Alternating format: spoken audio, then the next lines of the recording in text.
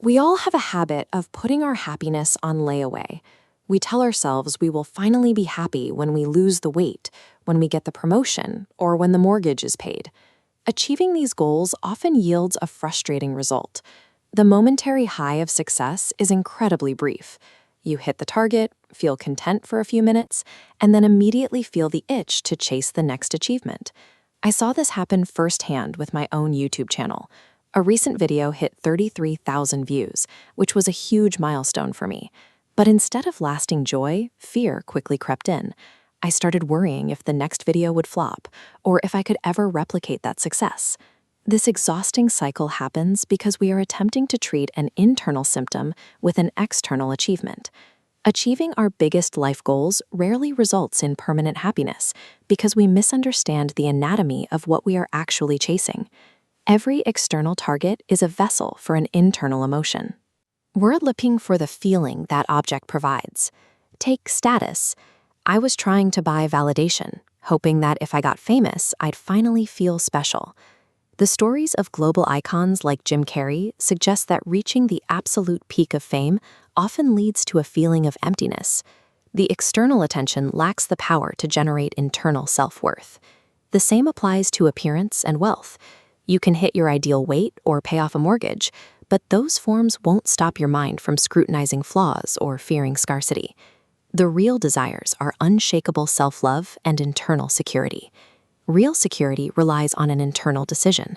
As Einstein suggested, we must decide if the universe is friendly before we can ever feel safe. Status, appearance, and wealth are simply inefficient middlemen. We use them to try and smuggle in the feelings of validation, love, and security that we could have given ourselves all along.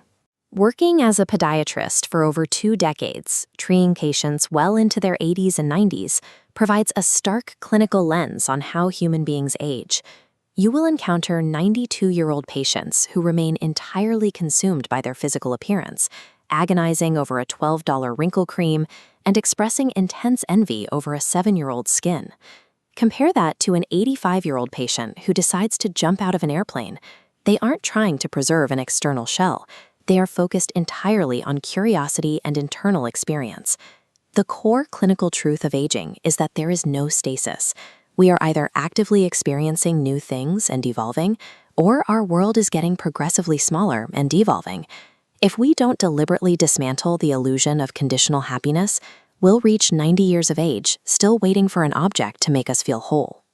Because the middleman is an illusion, you can bypass the external milestone and grant yourself permission to feel safe, worthy, and loved right now.